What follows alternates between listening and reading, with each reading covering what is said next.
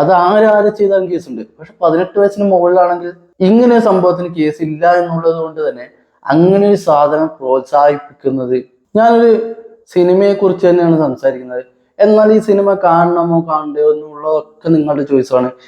ഞാൻ സിനിമയുടെ ഒരു വലിയൊരു റിവ്യൂ ഒന്നല്ല പറയാൻ പോകുന്നത്. കാരണം ഇത് മറ്റൊരാളുടെ അഭിപ്രായത്തിനെ ഖണ്ഡിച്ചുകൊണ്ട് എനിക്ക് തോന്നുന്നത് എന്താണെന്നിട്ട് പറയുന്നതാണ്. നാരായണീന്റെ 3 ആൺമക്കൾ എന്ന സിനിമയാണ്. ആ സ്ത്രീ കിടക്കുകയാണ് ആശുപത്രിയിൽ. മരണത്തിന്റെ നാൾ എണ്ണപ്പെട്ട് കഴിഞ്ഞു. ഇനിയിപ്പോ ആശുപത്രി കിടന്നിട്ട് കാര്യമില്ല എന്നുള്ള ഘട്ടത്തിൽ വിദേശത്തുള്ള അവരുടെ 3ാമത്തെ മകൻ തിരിച്ചു വരികയാണ്. അയാൾ വളരെ കാലമായി കുടുംബത്തിൽ നിന്ന് അകലെയാണ്. കാരണം അയാൾ വിവാഹം കഴിച്ചിരിക്കുന്നത് ഒരു അന്യമത സ്ത്രീയാണ്. അതുകൊണ്ട് തന്നെ കുടുംബത്തിൽ നിന്നും അച്ഛൻ പുറത്താക്കി. അച്ഛന്റെ മരണമൊക്കെ കഴിഞ്ഞ് എത്രയോ കാലം കഴിഞ്ഞിട്ടാണ് തിരിച്ചു വരുന്നത്. ആ സമയത്ത് തന്നെ ആ കുടുംബം നോക്കുന്നത് അദ്ദേഹത്തിന്റെ മൂത്ത ചേട്ടനാണ്, അത് അലൻസിയർ ആണ്. ഈ തിരിച്ചു വരുന്ന വ്യക്തി എന്ന് പറയുന്നത് നമ്മുടെ സുരാജ് വെഞ്ഞാറമ്മൂടാണ്. 2ാമത്തെ മകനായിട്ട് ഉള്ളത് ജോജു ജോർജ് ആണ്. ഈ അലൻസിയറും സുരാജും വളരെ നന്നായി പഠിച്ചിട്ടുള്ള വ്യക്തിയാണ്. ജോജു അങ്ങനെയല്ല.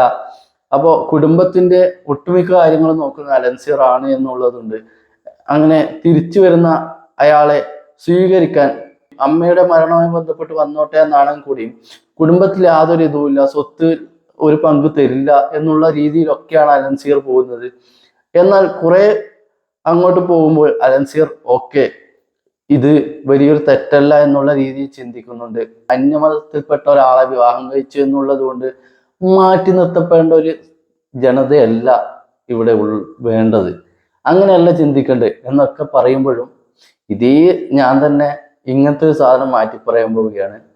കാരണം ഈ സിനിമയിൽ തിരിച്ചു വരുന്ന സുരാജിനൊപ്പം അദ്ദേഹത്തിന്റെ മൂത്ത മകനായി നിഖിൽ എന്നൊരു ക്യാരക്ടർ കൂടി വരുന്നുണ്ട്. അയാളും കൂടി തിരിച്ചു വരികയാണ്.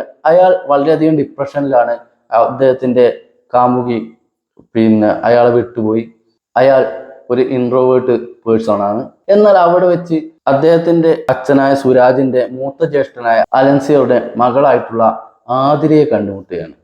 അവിടെ വെച്ച് അവർ വളരെയധികം സംസാരിക്കുകയാണ്.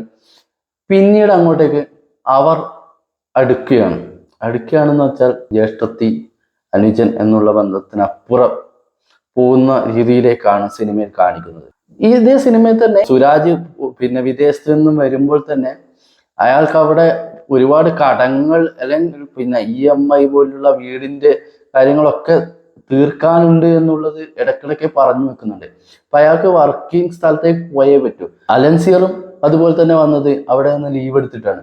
അപ്പോ ഇവർക്ക് രണ്ടുപേർക്കും പോകേണ്ട ആവശ്യമുണ്ട്. ഈ 2 ആൺമക്കളും ജോലി സ്ഥലത്തേക്ക് പോകാൻ വേണ്ടി അമ്മയെ കൊല്ലാൻ പോലും തയ്യാറാവുന്നു. എന്നാൽ ഇവർ അവസാനം അമ്മയെ കൊല്ലണ്ട, നമുക്ക് അമ്മയെ നോക്കണം എന്നുള്ള രീതിയിലേക്ക് വരുന്നുണ്ട്. പക്ഷെ ഇവിടെ ഒന്നുമല്ല എനിക്ക് പ്രശ്നം.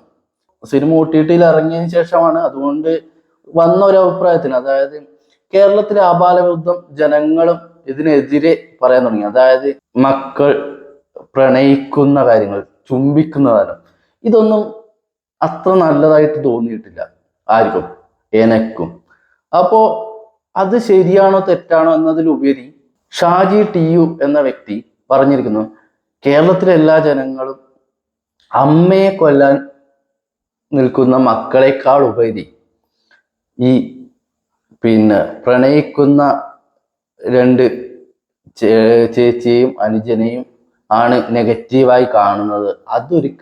അതെനിക്ക് കുറച്ചും കൂടി നമ്മുടെ ജീവിതം നേരെ വരച്ചു ചേർത്തതുപോലെ തോന്നുന്നുണ്ട് എന്നുള്ളതൊക്കെ. പക്ഷെ എനിക്ക് തോന്നുന്നത് ഒരുപക്ഷെ അതായിരിക്കണം എല്ലാവരെയും ഡിസ്റ്റർബ് ചെയ്തിട്ടുണ്ടാവില്ല. അത് എന്നെയും ഡിസ്റ്റർബ് ചെയ്തു.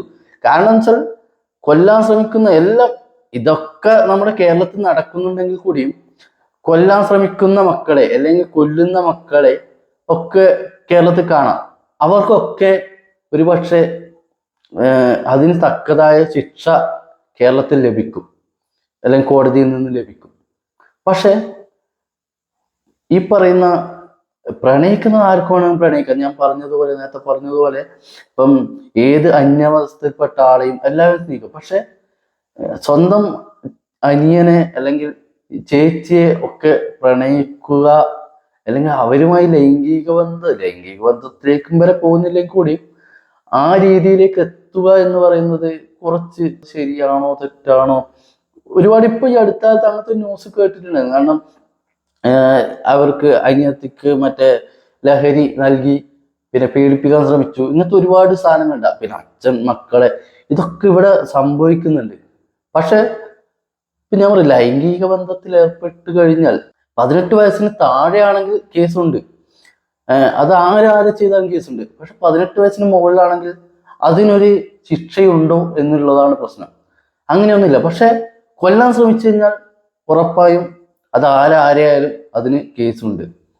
പക്ഷെ ഇങ്ങനെ സംഭവത്തിന് കേസ് ഇല്ല എന്നുള്ളത് കൊണ്ട് തന്നെ അങ്ങനെ ഒരു സാധനം സിനിമയിലൂടെ കാണിക്കുമ്പോൾ അത് എത്രത്തോളം മറ്റുള്ളവരെ ഇൻഫ്ലുവൻസ് ചെയ്യും എന്നുള്ളത് ഭയങ്കര പ്രശ്നമാണ്.